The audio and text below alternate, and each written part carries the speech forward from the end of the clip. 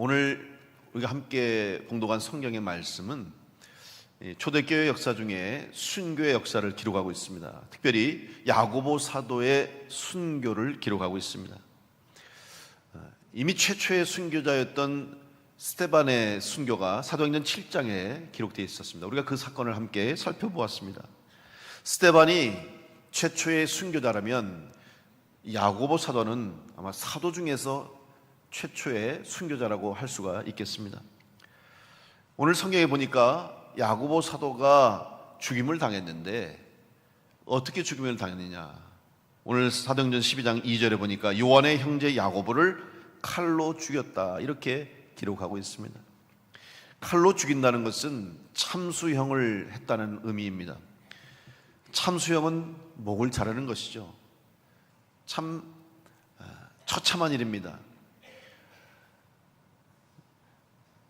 죽는 사람뿐만 아니라 그 죽는 장면을 지켜보는 모든 사람이 두려움과 공포와 불안과 충격을 받을 수밖에 없는 그런 처형 방법이 바로 참수형이었습니다.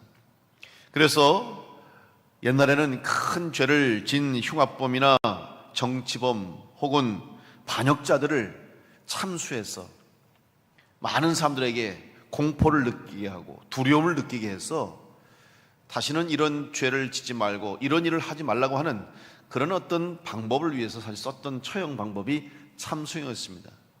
지금은 더 이상 이런 처형 방법이 시행되고 있지 않습니다만은 지금도 종종 테러 사건이나 혹은 독재 국가에서 일어나고 있는 그런 모습이기도 하죠. 사실 야고보 사도가 이렇게 처참하게 순교했다고 하는 것은 참으로 가슴 아픈 일입니다. 그러나 순교의 역사는, 또 순교의 사건은 사람들에 의해서 되어지는 것이 아닙니다. 순교도 하나님이 허락하시고 하나님의 뜻이 있어야 이루어지는 것이고, 또 순교를 통해서 그곳에 피해 역사, 희생의 역사로 말미암아 또 새로운 하나님의 구원의 역사가 일어날 수 있기 때문입니다. 그런데 이 순교를 겪는 사람들 혹은 순교의 역사의 현장에는 반드시 그 일에 쓰임받았던 그 죽음을, 또 누구를 죽게 만드는 일에 쓰임받았던 사람들이 있었습니다. 우리는 지난주에 살펴보았던 사도행전 11장과 오늘 사도행전 12장의 이 말씀 속에서 두 가지 인간의 모습을 생각해 볼 수가 있습니다. 특별히 인간이 가지고 있는 손이 어떻게 쓰임받느냐 하는 두 가지 상반된 손이 있다는 것을 보게 됩니다. 먼저 지금 예루살렘 교회에 기근과 흉년이 들어서 그들이 생존의 문제를 고민하게 됐습니다. 먹고 살아야 하는데 먹어야 할 음식, 양식이 없고 마실 물이 부족해서 지금 삶의 가장 기본적인 생존의 문제 때문에 염려하는 그런 상황 가운데서 멀리 이방에 있는 안디옥 교회가 예루살렘 교회를 위해서 돕는 생명의 손길을 전해 주었습니다. 또한 오늘 본문 12절 사도행전 12장의 말씀 속에는 아무 죄가 없는 인생임에도 불구하고 한 사람의 개인적인 욕심과 야욕 때문에 무고한 생명이 죽음을 맞게 되는 그 일을 일으키는 죽음의 손이 있다고 하는 것을 또한 깨닫게 됩니다. 오늘 우리는 그리스도인으로 이 땅을 살아가면서 주님께서 우리에게 부탁하신 일, 복음을 전하는 일, 영혼을 구원하는 일, 바로 그 일이 사람을 살리는 일이고 생명을 전하는 일임을 깨닫고 오늘 우리의 손은 바로 살리는 일에 쓰임받는 복된 손이 되어야 할 줄로 믿습니다. 그렇다면 이 두 가지 손, 오늘 특별히 사도행전 11장 후반과 12장 오늘 이 말씀 속에서 우리가 과연 어떤 손이 되어야 할 것인가, 또한 지금 우리의 손은 어떻게 쓰임받고 있는가 하는 것을 생각해 보려고 합니다. 첫째로 오늘 우리가 생각해야 할 손은 바로 헤롯의 손을 생각해 보아야 합니다.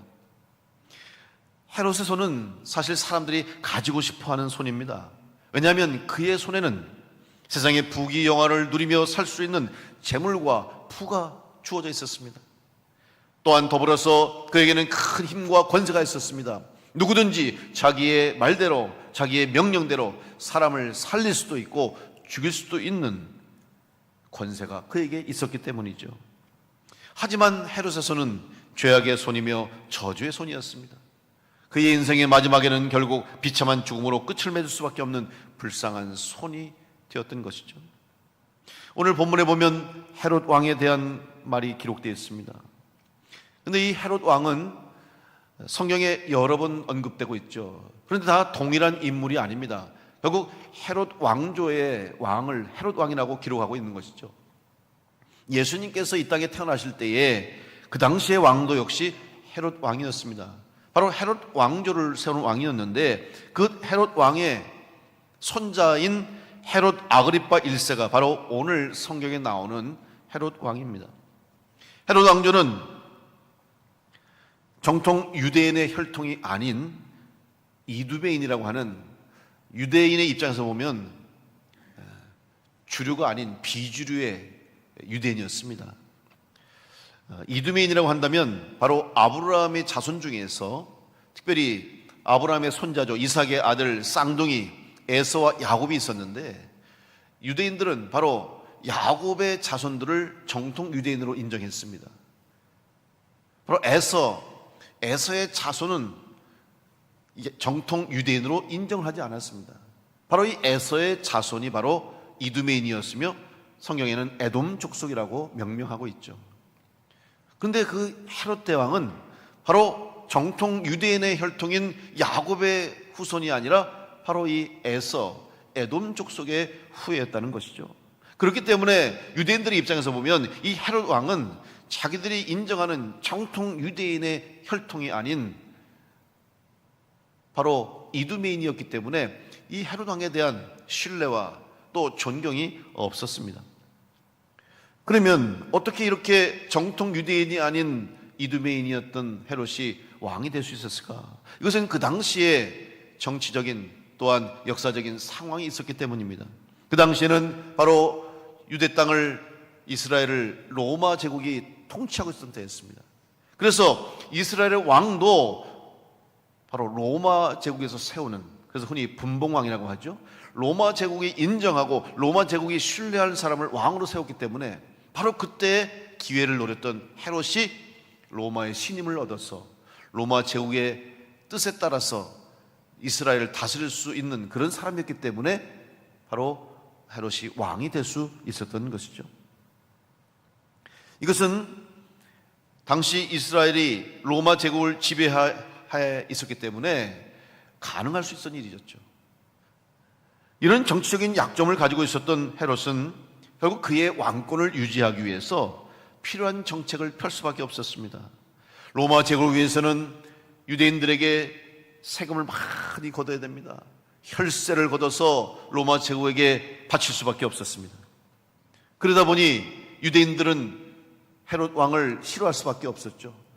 헤롯에 대해서 불만과 불평을 가질 수밖에 없었습니다.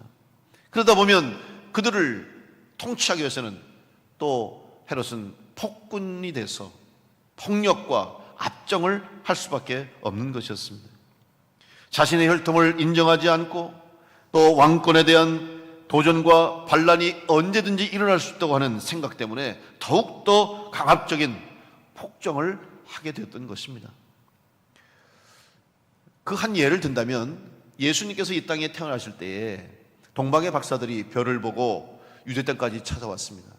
그리고 그 별이 유대에서 멈추어서 비추는 것을 보고 이곳에 이 세상에 위대한 왕이 태어날 것이다. 그래서 그 동방의 박사들이 어디를 향했냐면 바로 왕궁을 향했죠.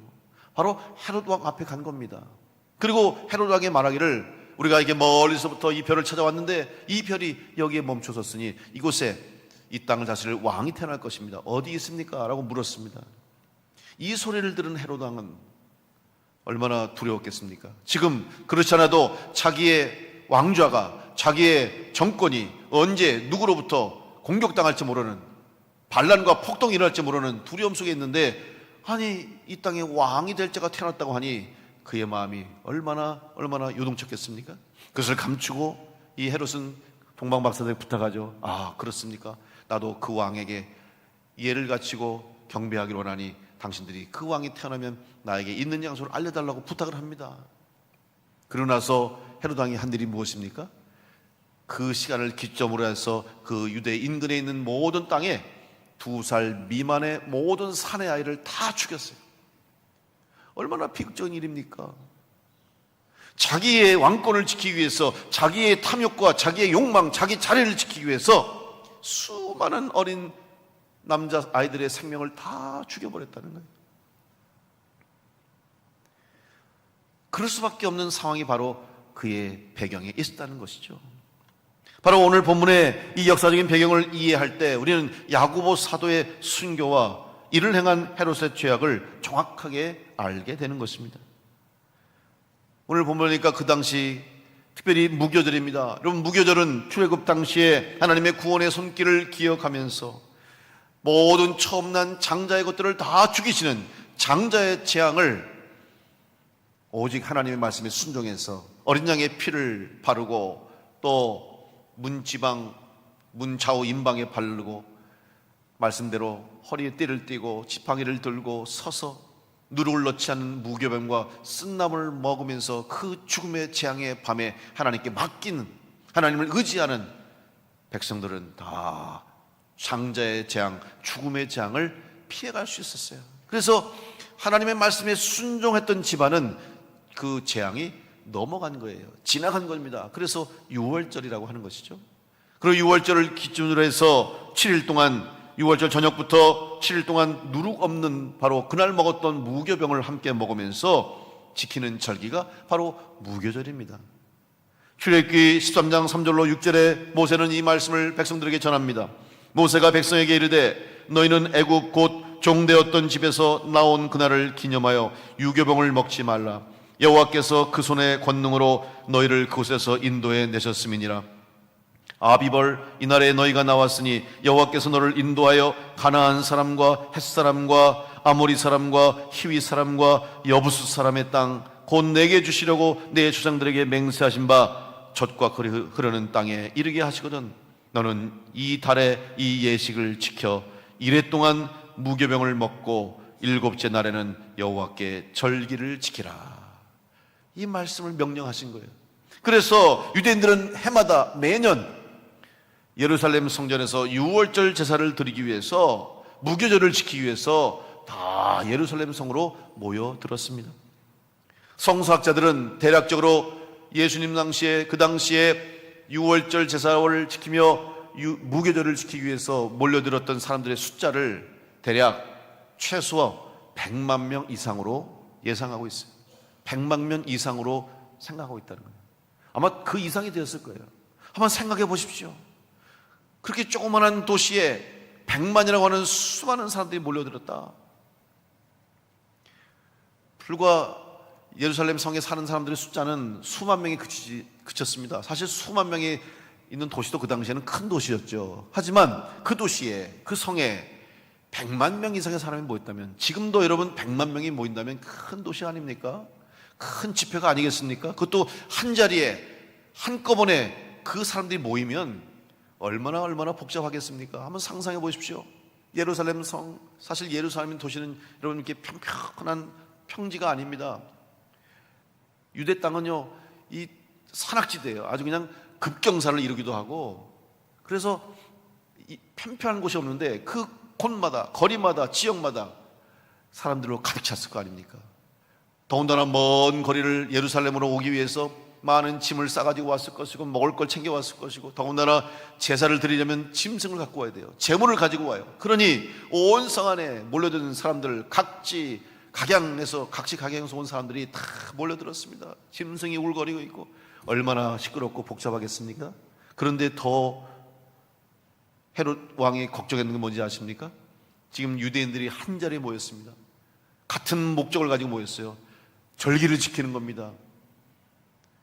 유월절을 지키고 무교절을 지키고, 거기다가 같은 마음으로 같은 목적 가지고 모였어요. 그런데 지금 어때요? 나라가 로마 제국의 통치하에 있습니다. 거기다가 헤롯 왕은 자기들의 혈세를, 자기들로부터 세금을 걷어가는 사람이니까 늘 불만이 가득했어요. 힘들게 만드는 사람이죠. 만약 누군가 조금이라도 선동하고 그들을 마치 기름에 불을 끼얹듯이 조금만 자극하면 언제든지 폭동이 일어날 수 있는 그런 상황이었다는 사실이죠. 이것을 누구보다도 잘 아는 헤롯 왕이었기 때문에 헤롯 왕은 지금 긴장해 있었던 것이죠. 그리고 이런 일을 예방하기 위해서 그가 생각해낸 일이 있었습니다. 이것은 이미 그 당시에 이스라엘을, 유대 땅을 다스렸던 헤롯 왕들 또 통치자들이 동일하게 했던 일 중에 하나였어요. 여러분, 예수님께서 잡히시던 날에도 마찬가지예요. 예수님께서 십자가에서 달리셔 돌아가실 때 잡히던 날이 바로 무교절이 시작되는 날이었습니다. 그래서 빌라도가 예수님을 신문했습니다. 그런데 예수님으로부터 아무 죄를 찾을 수가 없어요. 무죄가 분명한데 지금 밖에서 모여든 유대인들이 예수를 십자가에 못 박으라고 소리를 칩니다. 그때 모여든 사람이 무엇 때문에 모인지 아십니까? 바로 이 무교절 때문에 이 예루살렘의 사람들만 모인 것이 아니라 전국 각지에서 모여든 사람들이 인산인해를 이루고 있었다는 것이죠. 이때 만약에 그들의 요구를 무시하고 묵살하고 예수님을 놓아줬다면 큰 폭동이 일어날 수 있는 것을 두려워해서 빌라도도 어쩔 수 없이 그들의 요구를 틀어주게 되는 것이죠. 바로 이러한 상황이 그 당시 있었다는 것입니다. 바로 오늘 유대인들이 무교절에 모여들었습니다. 이제 헤롯 왕도 그들의 환심을 사기 위해서 유대인들에게 무슨 일을 해야 될까 고민하던 중에 그가 생각하는 것이 뭐냐면, 당시에 유대인들이 가장 불편했던 존재들이 누구냐면 그리스도인들이었어요. 왜냐하면 그들은 유대인들이 예수님을 십자가에 못 박으라고 소리쳐서 예수님을 못 박았습니다. 그리고 그에게 죄를 씌워서 하나님 신성 모독죄로 예수님을 죽였어요. 자칭 유대인의 왕이라고 해서 못 박아 죽였는데, 아니 오늘날부터 예수가 살아났다, 예수가 부활했다 그러면서 제자들이 모여들고 사람들이 모여다니면서 가는 곳마다 기적과 이사가 일어나는 것이죠. 그러니 유대인들의 입장에서 보면 아주 눈에 가시밭처럼 불편한 존재들이었어요. 그래서 헤롯 왕이 생각해낸 것이, 그러면 그 그리스도인들 교회의 지도자인 야고보 사도를 처형해야 되겠다. 그래서 지금 야고보 사도를 죽였던 것이에요. 바로 헤롯의 손이 피로 물드는 순간입니다. 죄악으로 물든 순간이었죠. 이제 오늘 본문 사도행전 12장 3절에 보면 유대인들이 이 일을 기뻐하는 것을 보고 베드로도 잡으려 할새 때는 무교절 기간이라 이렇게 기록하고 있죠. 헤롯이 보니까 지금 그리스도인들 중에서 그들의 사도였던 야고보를 참수하고 나니까, 처형하고 나니까 유대인들이 너무 기뻐하는 겁니다. 그러자 이 헤롯이 잘됐다, 내가 예상한 대로 유대인들이 이렇게 좋아하는구나. 그러면 이참에 이제 그 예루살렘 교회의 지도자요 사도 중에서 최고의 사도라고 하는 베드로를 잡아서 죽여야 되겠다 생각하고 지금 베드로를 잡아서 옥에 가두게 된 것이었습니다. 결국 헤롯의 손은 오직 자신의 권력과 자신의 욕망을 채우기 위한 손이었습니다. 자기 스스로를 기쁘게 하려고 수많은 사람들의 생명을 죽이고 고통에 빠지게 했던 손이었습니다. 헤롯 왕 한 사람의 손으로 인해서 수많은 사람들이 고통과 환난을 겪을 수밖에 없는 사실입니다. 여러분, 오늘 우리의 손, 우리들 손이지만 이 손이 결국 나에게만 영향을 미치는 게 아니에요. 여러분의 손 하나가, 여러분의 생각 하나가, 여러분의 행동과 말 한마디가 누군가에게 영향을 미치게 되어 있습니다. 과연 어떤 영향을 미치고 있습니까? 여러분의 손이 다른 사람에게 어떤 손으로 인식되고 있습니까? 한 사람의 손이 다른 사람에게 고통을 주는 손이 될 수 있고, 다른 사람을 힘들게 하는 손이 될 수 있고, 다른 사람을 아프게 하는 손이 될 수 있어요. 특별히 한 그룹을 이끌어가는 리더나 한 나라를 이끌어가는 정치 지도자들의 손은 중요하다는 사실. 그 사람의 손 때문에 한 나라의 운명이 결정되고 또 한 나라의 모든 운명이 달려있다는 것이죠. 우리는 그것을 역사를 통해서 잘 알고 있지 않습니까? 특별히 지금 북한 땅에 김일성 독재자들, 김일성 일가의 독재자들이 수많은 북한의 동포들과 북한 사람들을 죽음으로 몰아넣고 있지 않습니까? 고통 속에 몰아넣고 있지 않습니까? 인간다운 삶을 살 수 없게 만들었어요. 김일성, 김정일, 김정은이라고 하는 이 독재자의 손 때문에 수많은 사람들이 지금 어려움에 빠져 있어요. 북한에 있는 사람들뿐입니까? 우리 남한에 있는 대한민국과 세계 많은 우방들과 또 세계 많은 나라들이 다 북한 때문에 두려워하고 걱정하고 있어요. 잘못된 판단과 결정 때문에 전쟁이 일어날까, 피해가 일어날까 염려하는 존재가 되지 않았습니까? 오늘 우리들의 손은 다른 사람을 해치고, 다른 사람을 아프게 하고, 다른 사람을 병들게 하고, 다른 사람을 죽이는 손이 아니라 다른 사람을 살리게 하는 손이 되어야 할 줄로 믿습니다. 오히려 병든 자를 고치고, 절망 중에 있는 자를 다시 일으켜 세우고, 또 죽음의 자리에서 생명의 자리로 옮기는 그런 살아있는 주님의 손이, 우리들의 손이 되어야 할 줄로 믿습니다. 바로 주님은 그 일을 위해서 여러분을 부르시고 우리를 부르셨다는 사실을 기억하시면서 오늘 헤롯과 같이 자기의 욕심과 욕망을 채우기 위한 죽음의 손, 또 멸망의 손이 되지 말고 우리 주님의 손에 붙잡힌 손이 되어서 주님이 원하시는 뜻 가운데 선하게 쓰임받는 복된 손으로 될 수 있기를 간절히 축복합니다. 이전 헤롯의 손이 있었습니다. 반면에 우리는 또 하나의 손을 보았죠. 바로 바울과 바나바의 손을 보았습니다. 이제 안디옥 교회가 예루살렘 교회를 위해서 선교비를 준비했습니다. 구제금을 모았죠. 그래서 그것을 가지고 이제 예루살렘으로 전달하게 됩니다. 사실 안디옥 교회는 이방 땅에 있는 보잘것없는 작은 교회였습니다. 이방인의 교회였습니다. 그런데 예루살렘 교회를 돕는 것 사실 있을 수 없는 일이었고, 도와봤자 얼마나 도왔겠냐라고 하는 생각할 정도로 안디옥 교회가 그 일을 꼭 해야만 하는 것은 아니었습니다. 그러나 교회이기 때문에, 그리스도인이기 때문에 어려움을 당한 교회를 도와야 하는 예수의 마음을 가지고 지금 사랑을 전하게 되었던 것이죠.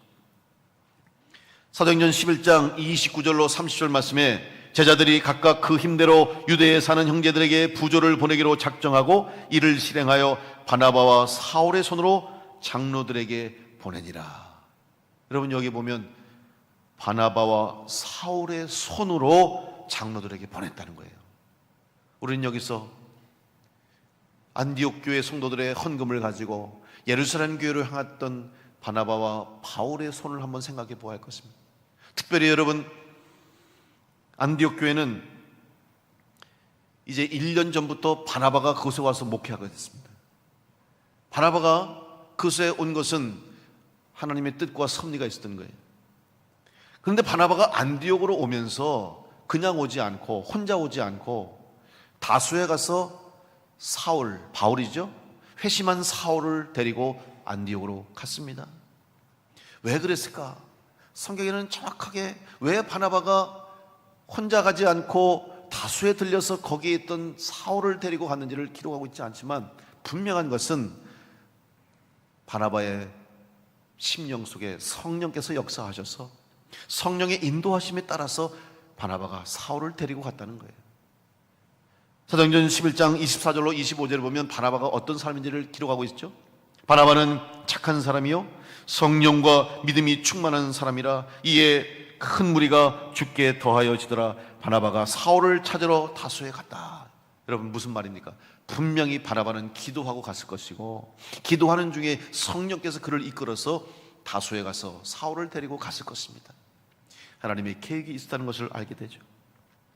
여러분, 우리가 아는 것처럼 이미 바나바는 사실 사울에게 있어서는, 회심한 사울에게 있어서는 은인과 같은 존재 아니었습니까? 처음에 사울이 다메섹에서 부활하신 주님을 만나고 그의 인생이 바뀌어지고 구원의 확신을 가지고 이제는 교회를 핍박하고 예수 믿는 성도들을 박해하는 자가 아니라 오히려 예수 그리스도의 증인이 되어서 복음 전하는 자로 살겠다고 변화된 사람으로 예루살렘 교회에 갔습니다. 그러나 아무도 그를 믿어주지 않았습니다. 그의 말에 사람들이 귀를 기울이지 않았어요. 생각해 보십시오. 그럴 만도 하죠.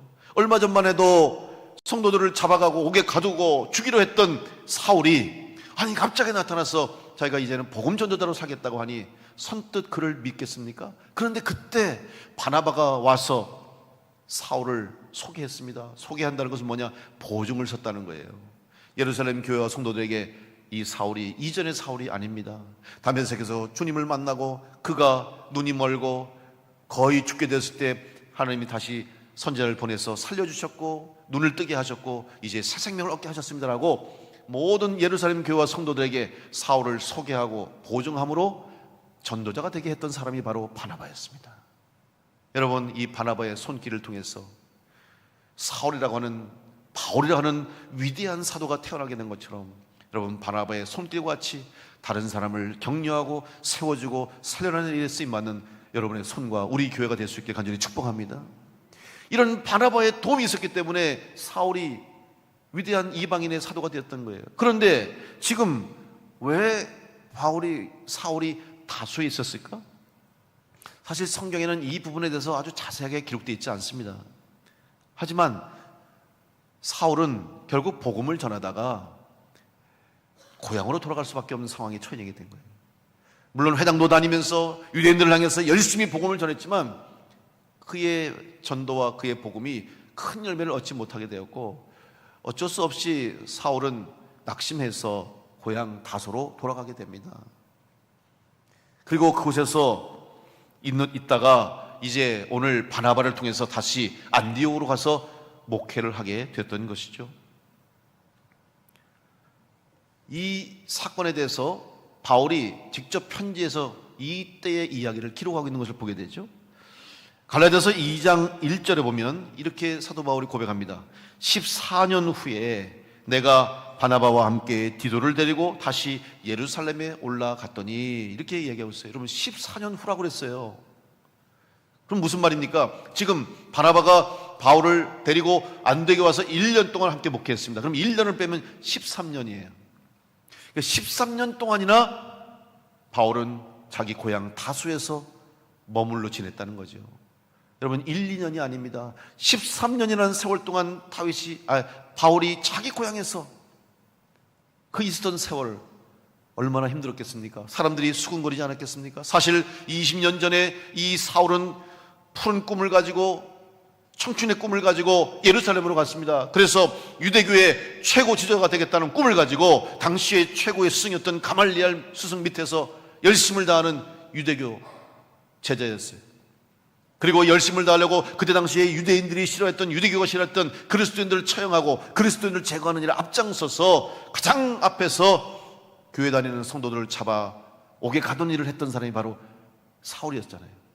그 정도로 열심을 가지고 유대교에서 공부하고 예루살렘에서 유대인의 제자가 되고 유대교의 지도자가 되려고 했던 사울이 이제는 유대교인이 아니라 그리스도인이 돼서 예수님을 만난 자가 돼서, 그것도 고향으로 돌아와서 아무 일도 하지 못한 채 13년이라는 세월 동안 고향에 있었다고 하는 것은 사울에게 있어서는 너무나 힘든 시간이었을 거예요. 너무나 긴 고난의 시간이었을 거예요. 그러나 이 시간을 통해서 사울은 끊임없이 기도했을 것이고 끊임없이 주님의 뜻을 구했을 것이며 그 어려운 시간 속에서 주님께서 준비하신 일들을 계획했을 겁니다. 바로 때가 돼서 바나바가 다수에 가서 사울을 데리고 안디옥에 오게 됐고, 14년 만에 다시 예루살렘에, 이제 안디옥 교회가 모은 헌금을 가지고 바나바와 함께 예루살렘으로 가게 됐다는 사실이죠.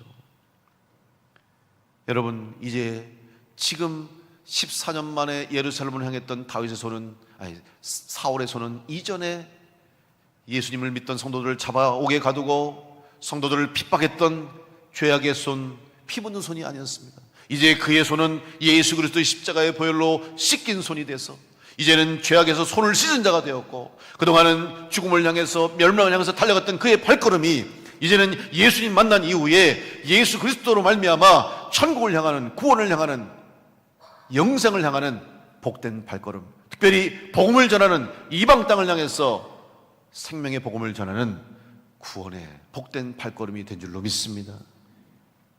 이전에 죄악이었던 죽음의 손이 변화되어서 생명의 손이 되었고 구원의 손길이 되었고, 그의 발걸음은 멸망으로 향했던, 죽음으로 향했던, 죽음의 자리에 있었던 사울의 발이 이제는 그 죽음의 자리에서 발을 빼서 영생의 자리로, 또 구원의 자리로 그의 발걸음이 옮겨진 줄로 믿습니다. 오늘 여러분의 손은 어디에 있으며 무엇을 하고 있습니까? 여러분의 발은 어디에 있고 어디를 향하고 있습니까? 한 사람의 인생을 보려면 그 사람이 손이 무엇을 했는지를 살펴보게 됩니다. 그 사람의 인생을 돌아보려면 그 사람의 발걸음이 어디에 머무르고 있었는지, 어디를 향했는지를 알아보게 되는 것처럼, 사건, 사고가 생기면 제일 먼저 하는 게 뭡니까?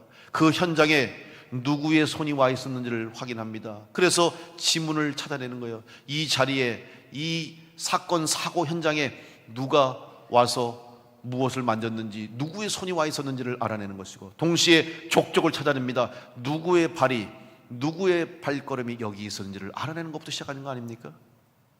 오늘 우리들의 손이 어디에서 무엇을 하고 있는지, 우리의 발걸음이 지금 어디를 향하고 있는지, 어느 곳에 서 있는지를 생각하면서 주님이 원하시는, 주님이 바라시는 생명을 살리는 일, 영혼을 구원하는 일, 복음을 전하는 데 쓰임받을 수 있는 우리의 손과 발이 되어야 할 줄로 믿습니다. 사울의 손처럼, 바울의 손처럼, 비록 이전에는 죄악을 삼았던 손이었다 할지라도, 다른 사람을 해치고 다른 사람을 아프게 하고 다른 사람을 힘들게 하는 손이었다 할지라도, 이제 예수 그리스도의 십자가의 보혈의 공로로 손을 씻고 이제 우리의 손이 가는 곳마다 살아나는 역사, 구원의 역사, 생명의 역사, 소망의 역사 쓸 수 있도록 여러분의 손이 주님의 손으로 쓰임받게 되시기를 간절히 축복합니다. 또한 여러분의 인생이 가는 발걸음마다 하나님의 구원의 역사가 있는 발걸음 되시고, 여러분이 가는 삶의 자리자리마다 예수 그리스도의 복음의 향기가 드러나고 예수 그리스도의 이름이 증거될 수 있도록 여러분이 복음을 전하는 아름다운 복된 발걸음 될 수 있기를 간절히 축복합니다. 그 일을 이루기 위해서 우리 교회를 세우시고 여러분을 부르셔서 여러분의 손길을 통해서, 우리의 발걸음을 통해서 이 세상 땅끝까지 구원의 역사를 이루기 원하시는 주님의 뜻을 깨닫고 그 일에 귀하게 쓰임받는 사랑하는 성도들의 손과 발이 다 될 수 있기를 간절히 축원합니다.